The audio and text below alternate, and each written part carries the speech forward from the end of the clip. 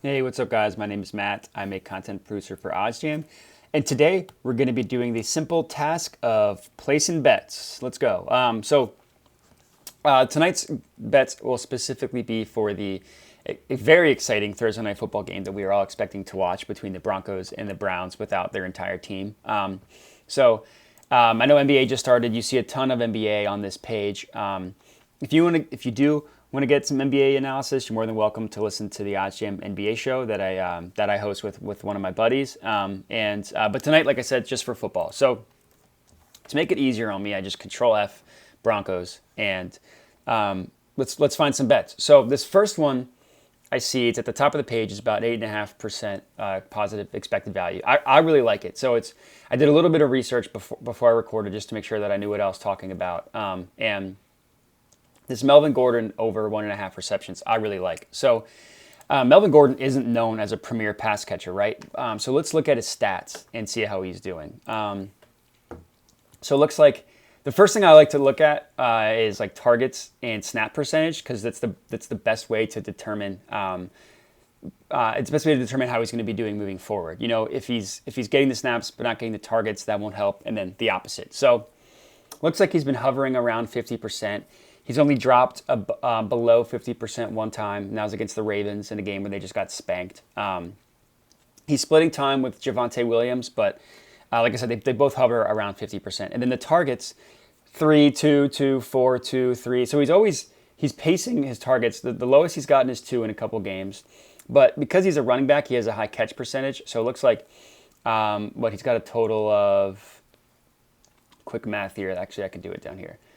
He's got a total of 16 targets, and he's caught 13 of them. So he's only had 3 times that he wasn't catches. So mostly those are probably screen passes, dump offs, stuff like that. So it's a high percentage. So if we're looking at his receptions, he's hit this over 1.5 every game except for one, the Jets game where they just spanked him. I'm not expecting tonight's game to be super exciting, but I also don't think, they're going to get spanked like they did against the Ravens. I don't think they're going to be doing any spanking like they did against the Jets. So it'll probably be one of the closer games.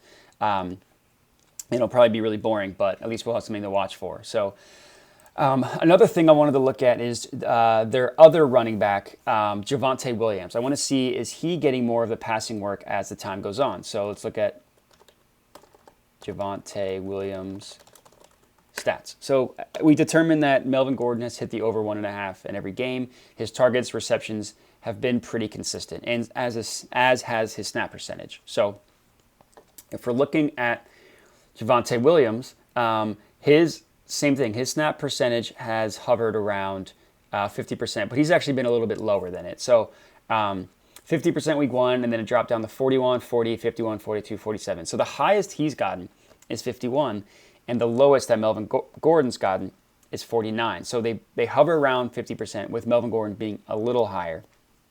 And then regarding targets, so Javonte Williams has been getting a little bit more targets. It looks like he's consistently had 3 catches the past 3 weeks. So that's not a huge red flag. His targets aren't going up. They're not going down. They're consistently at around 3 to 4 after the first 2 weeks. So that doesn't really mean that the passing work is going to go to Javonte Williams. So I'm comfortable with that. And look, his total stats, looks like he's got 15 targets, 14 receptions. Melvin Gordon's got 16 for 13, so close enough. No real red flag there. So for this bet, I'm going to be placing some $100 bets or some fit ones for 50 if I don't like them as much. But for this one, this is definitely a $100 bet for me. So I really like this. I'm going to lock it on Caesar Sportsbook. I'm going to have to do it on my phone because of a location issue. And that's very annoying, but I'll show you that. Okay. I already had it up on my phone, so all I needed to do was just place bet. So now that I'm on, see, cannot verify your location. Annoying. Open bets, Melvin Gordon over 1.5 total receptions. There you go. So that's one that I'm going to be locking in for 100. I think I already put it in my account. It looks like the odds changed, so I'm glad I got that when I did. Let's see what it's at now. So it looks like the only one left is just Javonte Williams over 2.5. I don't feel comfortable with that. I I know we just looked at his stats. He's gotten 3 the past 4 games, but he's had it exactly 3. So you don't have a ton of ceiling outcome in this case. Like, I don't know. The one extra catch for Melvin Gordon was extremely important to me. So I locked that in. I got that at minus, I believe I got it, it was listed at minus 150. I think that's a really good bet. There's another one that unfortunately went away since I refreshed it, but that I did lock that I really like. Okay, so I got it at minus 160. Is this Case Keenum over 18.5 receptions? So, first of all, 18.5 is not a lot. It doesn't take a ton. I would imagine the average quarterback has well over that. And for a team that's as unpass happy as the Browns are, you'll be surprised to see, if you want to look at Baker Mayfield's stats, you'll be surprised to see that he has gone over this in every game except for one. 21, 19, 19, 15, 23, 19. So again, he hasn't had a ton, right? He hasn't gotten, he's barely hit it by one completion in 3 of the 6 games, or 3 of the 6 games. But then the other 2 at 21, 23, and then the weird game against Minnesota, the worst offensive output they had all year. They only scored 14 points. He only had 155 yards. He only had 15 receptions. I'm not expecting that tonight. The Broncos defense started off really hot, and then as they started playing tougher competition, their defense has gotten considerably worse. Last week, they were just shredded by the Raiders and Derek Carr. So, Case Keenum he's not as good as Derek Carr. He's not as good as Baker Mayfield, but he's capable, right? I mean, he took the Vikings to the to NFC Championship a couple years ago. Obviously, he's not that good, where he's a consistently playoff quarterback, but he's not terrible. He's no Taylor Heineke. He's been playing bad. He's no Davis Mills. He's good. And in the Browns, with Baker Mayfield, who has not been great this year, I think there's been, you've seen a lot of videos of Baker Mayfield missing really easy throws. And last week, he was objectively horrendous. He was very bad last week against the Cardinals, and he still ended with 19. So this week, I'm not expecting there to be a huge drop-off between Baker and Case Keenum. And another thing that's important to note is that Nick Chubb has played in every one of these games except for the last one, except for against the Cardinals. And they still had Kareem Hunt. So now Nick Chubb's out, Kareem Hunt's out, and the running backs are Dearness Johnson, who's not bad. He's not terrible. He had a couple good games last year, but he's not a reliable, give him a ton of carries running back like Nick Chubb and Kareem Hunt are. And their other running back, Demetric Felton, is more of a receiver than he is a running back. He doesn't get like any carries. He doesn't really see the field a lot. So even in a game, especially in a game where the Browns are missing their top 2 running backs, I would expect them to pass more and probably do more of the quick passing game than Baker's really. Baker, he always tries to do too much, is I think the biggest problem with Baker. He can't just accept the easy pass. Case Keenum, he's not Drew Brees, but as far as slicing defenses with accurate short intermediate passes, but he's not bad, and he'll probably take more of the easy completions than Baker will. So unfortunately, this is no longer positive value.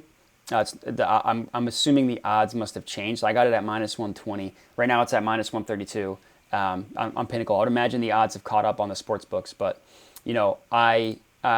my process is I just continually refresh this as the day goes on, and when I see one I really like, I'll hop on it. So that's how I got the Melvin. So now there's none on here for this game tonight, unfortunately. But I'm sure it'll change a bunch of times between now and when the game is actually played tonight. So I like to keep this screen up, and I just constantly refresh it. Like this Grayson Allen one was not there last time I was showing this page, and it might not be there if I refresh it again. It still is. But so if we're looking at the 2 bets that I placed, first of all, positive EV value betting has been incredibly profitable for me. I've made $870 since I started. I've only had one bad week doing it. That was 2 weeks ago, where I lost $218. But the next week I profited over that amount. And so far this week I've profited from positive EV betting. This is from NBA and from Monday Night Football. And if you're looking at my picks, since I started tracking the week over week positive value, I've profited about 146. So it's been extremely profitable. And if you're looking at the bets that I've placed, let's look at the projected winning percentage. So odds converter. So it looks like The Melvin Gordon one, they don't have the Pinnacle closing value. I believe it was at minus 232 or 222. So it looks like it got taken off because I'm assuming people have been hammering the over, so Pinnacle is changing the lines. But let's just go with the lower number, minus 222.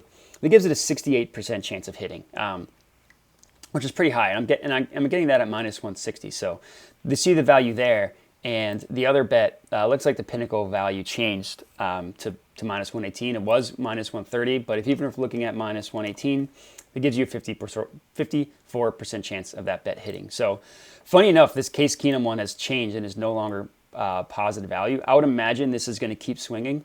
We'll see where it ends up. It was positive when I got it, as you just saw. It was minus 131. Now it's minus 118. So I'm guessing it'll pendulum back up to be positive. That's something that we'll have to monitor. But when it was minus 131, that gave it a 56% chance of hitting. So those are going to be my two positive value bets as of right now. We'll see if something changes. Let's see if the Broncos. Looks like they added the Javonte Williams one back. Again, I don't feel super confident in that. And the Melvin Gordon one is back. So looks like the best you can get is minus 195. So I'm glad I got it when I did. But those are my two plays for tonight. Melvin Gordon over 1.5 receptions. Case Keenum over 18.5 completions. Put $100 each. I'll track it on my actual OddsJam website, and I'll also track it on my own sheet so I can do week over week how I'm doing with positive EV betting. And that's all I got for you. The last thing I want to plug is I'll be going live with my podcast partner Puneet tonight at 7:30 to go over positive EV plays that we're seeing. So I'll highlight these two. I'll highlight if anything's changed between then. We'll be on Twitch. You can find us at OddsJam_betting. And I hope you join. And if not, happy betting, happy watching. Good luck.